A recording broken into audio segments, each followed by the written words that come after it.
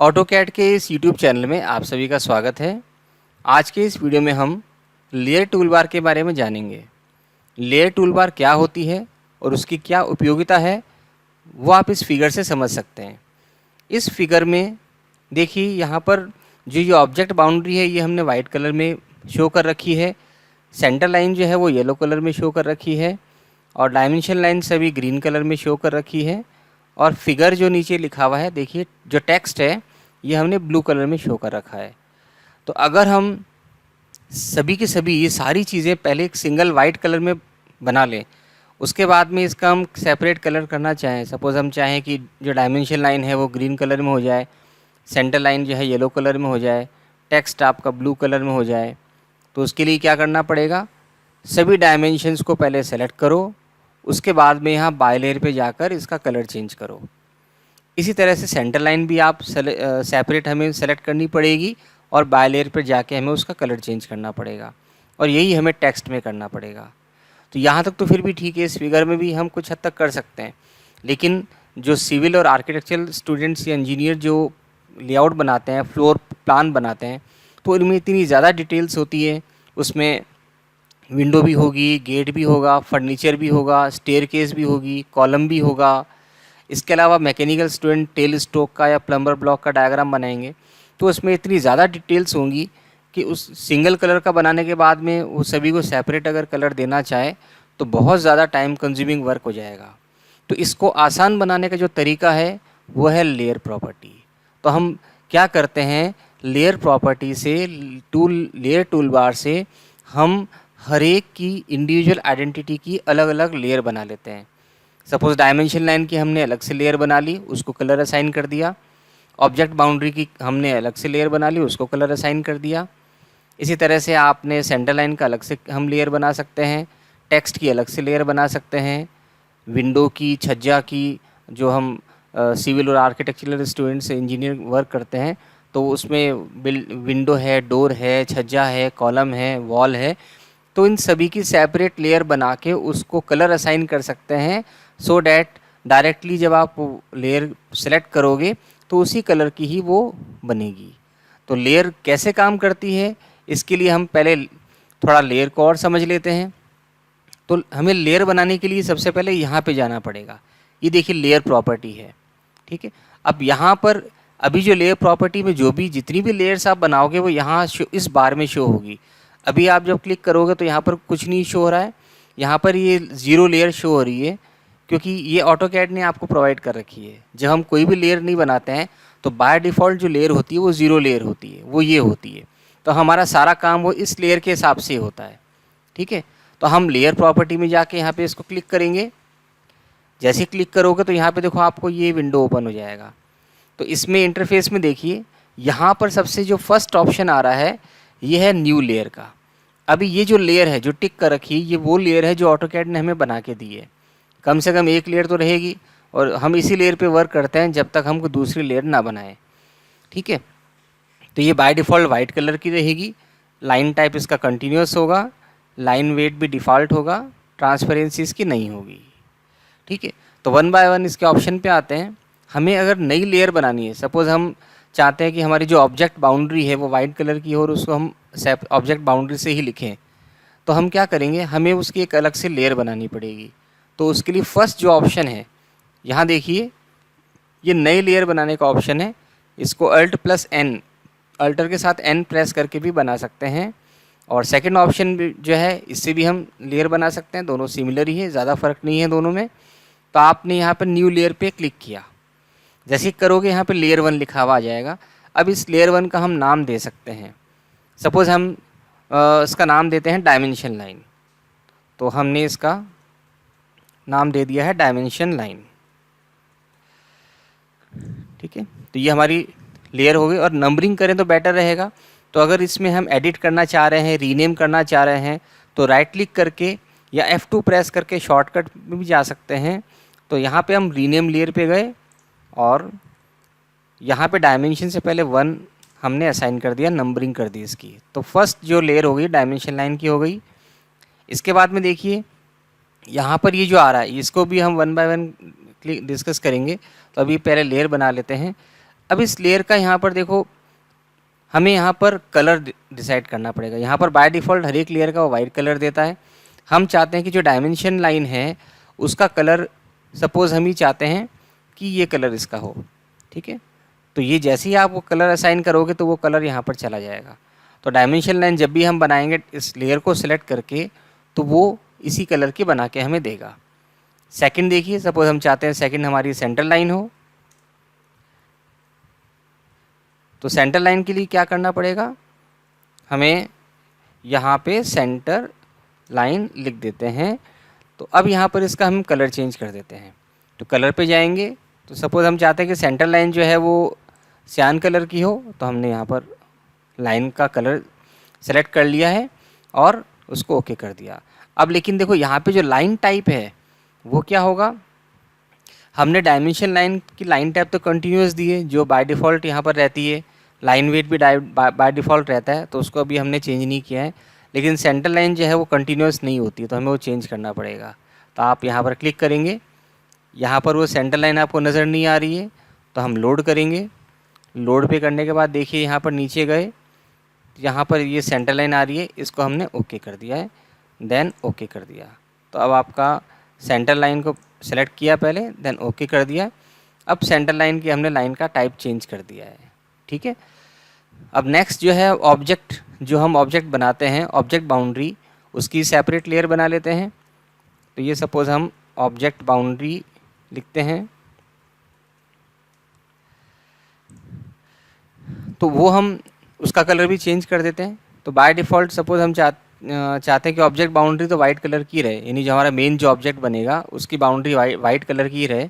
तो हमने यहाँ पर वाइट कलर टिक करके उसको ओके कर दिया है। अब देखो लाइन टाइप यहाँ पर, क्योंकि जो प्रीवियस जो भी हम लेयर बनाते हैं तो उसी को ही वो रिपीट करता है, तो हमें इसको चेंज करना पड़ेगा। हम जो है इसको कंटिन्यूस करना चाहेंगे, और इसका जो लाइन वेट है यानी थिकनेस जो है वो हम बाय डिफ़ॉल्ट भी दे सकते हैं। और अगर हम चाहें हमारे हिसाब से थिकनेस, सपोज़ हम चाहते हैं कि जो ऑब्जेक्ट बाउंड्री थोड़ी सी थिक रहे, वो अलग से ज़ाहिर हो, तो हम उसकी लाइन वेट 0.3 0.25 कर सकते हैं। तो आपने यहाँ पर उसका लाइन वेट चेंज कर दिया। तो 3 हमने अभी लेयर यहाँ पर बना लिए। आप अपने इसकी नंबरिंग भी हम कर देते हैं, नंबरिंग अभी हम नहीं की है इसकी, तो क्योंकि हमने बाकी सभी की नंबरिंग की है तो इसकी भी कर देते हैं। तो ये 3rd नंबर पे है। तो हमने 3 लेयर हमने एडिशनली बना ली है, ठीक है। तो ये तो बहुत अभी सिंपल फिगर समझाने के लिए हमने 3 लेयर बनाई है। तो हम हमारे ज़रूरत के हिसाब से हम और भी लेयर बना सकते हैं। सपोज़ हम टेक्स्ट लिखना चाह रहे हैं, तो टेक्स्ट के लिए भी हम यहाँ लेयर प्रॉपर्टी पे जाके न्यू लेयर पे जाके एक लेयर को एडिशन कर सकते हैं, ऐड कर सकते हैं, और वो हम टेक्स्ट असाइन कर सकते हैं। यानी जो भी हम टेक्स्ट लिखेंगे वो इस कलर का होगा। तो वो किस कलर का हम देना चाहते हैं, वो सपोज़ हमने रेड कलर का देना चाह रहे हैं, तो हमने रेड कलर का दे दिया है, ठीक है। तो 4 हमारी लेयर हमने ये बना ली है। अब सपोज़ हम एक सर्किल बनाते हैं, बहुत सिंपलेस्ट केस लेके चलते हैं। सर्किल हमने बनाया, सर्किल हमारा क्या है, ऑब्जेक्ट बाउंड्री होगा, ठीक है। तो उसके लिए हमें क्या करना पड़ेगा, अब देखिए जो भी हमने लेयर बनाई है वो लेयर इस बार में आ गई है। अब सपोज़ यहाँ पर हम पहले हमारा ऑब्जेक्ट बनाना चाह रहे हैं, तो आप ऑब्जेक्ट बाउंड्री पे क्लिक करोगे।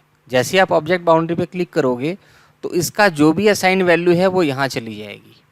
तो अभी तो क्या है, बाय डिफ़ॉल्ट अपने वाइट कलर ही क्लिक सेलेक्ट किया और यहाँ पर वाइट था, इसीलिए आपको चेंज नहीं लग रहा है। अब मान लीजिए हम डायमेंशन लाइन बनाना चाह रहे हैं, जैसे ही आप यहाँ क्लिक करोगे तो देखो यहाँ पर भी डायमेंशन लाइन का बाय लेयर चेंज होगा यहाँ पर, और यहाँ पे थिकनेस और टाइप ऑफ लाइन जो है वो भी चेंज होगी। अभी तो हमने कंटिन्यूस ही रखा है डायमेंशन में, इसलिए वो चेंज नहीं दिखा रहा है। सेंटर लाइन पे जाओगे तो देखो सेंटर लाइन में यहाँ पर इसकी लाइन चेंज हो गई, ये लाइन का टाइप है और ये इसका कलर है। तो जो भी हम इस लेयर प्रॉपर्टी के इस बार में चेंज करेंगे, जो असाइन करेंगे यहाँ पर, वो इस लेयर में, इस विंडो में यहाँ पर आपको शो होगी, ठीक है। तो अब क्या करें, सपोज़ हम सबसे पहले ऑब्जेक्ट की बाउंड्री बनाना चाह रहे हैं। सिंपलेस्ट केस हमने लिया है कि हमने एक सर्किल बनाया, तो ऑब्जेक्ट बाउंड्री हमने वाइट कलर की दी है, इसलिए सर्किल भी वाइट कलर का ही आएगा और ये थोड़ा सा थिक होगा। अभी थिकनेस आपको इतनी नज़र नहीं आ रही जो हमने असाइन की है, कि थोड़ी सी हमने जो थिकनेस दी है, देखो बाय डिफ़ॉल्ट क्या दिया है हमने, इसकी थिकनेस 0.3 दी है, तो वो हम चाहते हैं कि वो थिकनेस भी दिखे। तो लाइन वेट देखो यहाँ पर ये जो है ये हमने ऑफ़ कर रखा है। तो जो भी थिकनेस हम असाइन करते हैं और चाहते हैं कि वो वर्क स्पेस में दिखे, तो इसके लिए हमें इसको भी ऑन रखना पड़ेगा।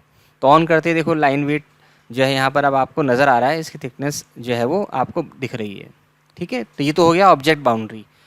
अब हम इसकी डायमेंशन करना चाह रहे हैं, तो डायमेंशन यानी हम इसका रेडियस शो करना चाह रहे हैं। तो रेडियस शो करने के लिए क्या करना पड़ेगा, आप लेयर प्रॉपर्टी पे गए और यहाँ पर डायमेंशन लाइन क्लिक करेंगे। क्लिक करते देखो इसका कलर भी बाय डिफ़ॉल्ट चेंज हो गया है।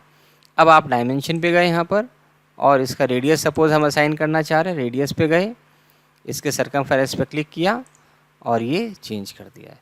तो अभी डायमेंशन जो है वो बहुत छोटा दिख रहा है, तो हमें डिम स्टाइल में जाके थोड़ी सी सेटिंग को चेंज करना पड़ेगा। तो यहाँ पर हम डिम स्टाइल के बाद में मॉडिफाई पे गए और फिट में यहाँ देखिए, यहाँ हम 5 टाइम्स कर देते हैं, 5 गुना इसको कर देते हैं।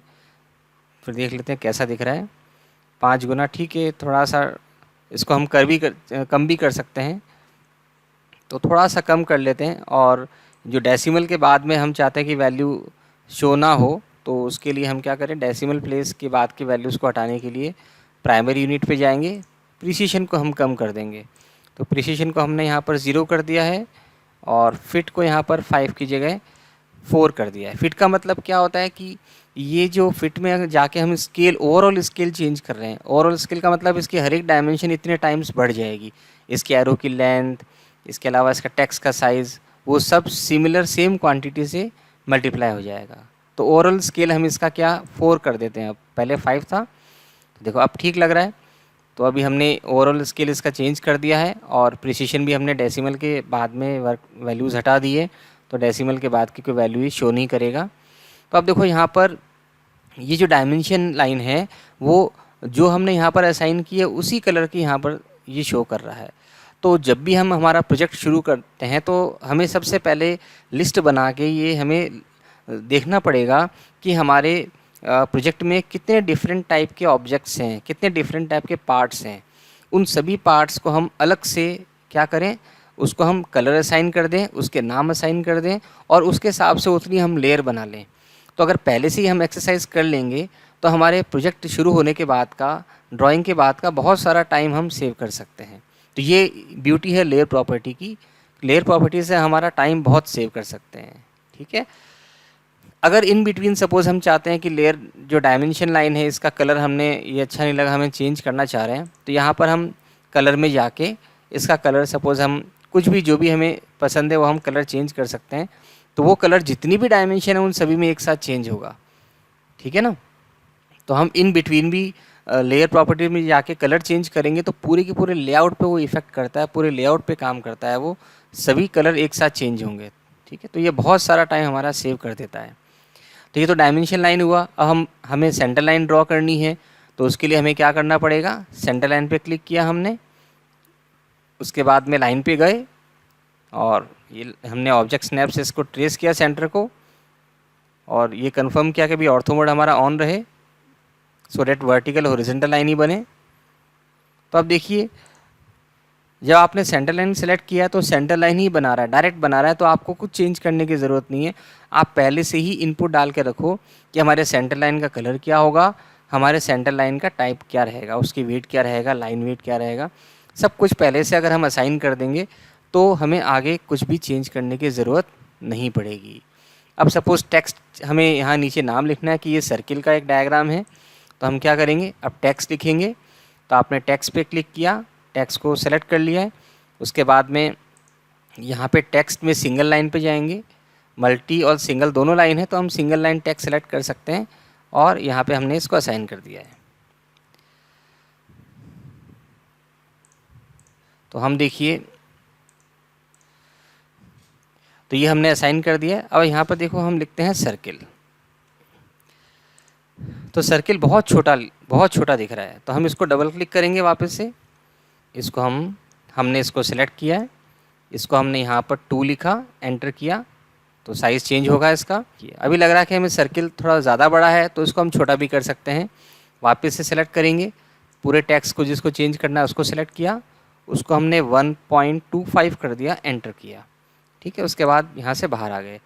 तो देखिए, तो जो भी हम यहाँ पर टेक्स्ट में कलर असाइन करेंगे वो कलर आपको टेक्स्ट में यहाँ नज़र आएगा। अगर आप टेक्स्ट का बीच में कलर चेंज करना चाहते हैं तो कलर उसका चेंज हो जाएगा। सपोज़ हम कलर चेंज करना चाह रहे हैं, इसका हम ब्लू करना चाह रहे हैं, तो आप ब्लू कलर भी चेंज कर सकते हो। तो इन बिटवीन भी हम कलर चेंज कर सकते हैं, लेकिन बेटर ये रहेगा कि हम पहले से ही हमारा डिसाइड कर लें कि हमें कौन कौन से पार्ट्स जो है लेयर जब बनाएंगे तो कितनी लेयर बनेगी और हर एक का कलर क्या रहेगा, ताकि बाद में हमारा टाइम ख़राब ना हो। तो टाइम हमारा सेव इससे बहुत हद तक हम कर सकते हैं। अब इसमें एक चीज़ देखिए, यहाँ पे ये जो देखो बल्ब यहाँ पर शो हो रहा है, तो इसकी क्या यूज़ है, इनकी भी अपनी अपनी इंपॉर्टेंस है। सपोज़ हम यहाँ पर turn layer on off, suppose dimension line है, हम यहाँ पर इसको फर्स्ट जो है जो आपको बल्ब नज़र आ रहा है, यानी डायमेंशन लाइन को अगर हाइड करना है, इसको ऑफ करना, हम नहीं चाहते कि ये किस नज़र आए अभी, या हम प्रिंट लेना चाह रहे हैं उसमें हम इसको हटाना चाह रहे हैं, तो आप जैसे इसको क्लिक करोगे तो ये देखो डायमेंशंस जो है वो हट जाएंगी।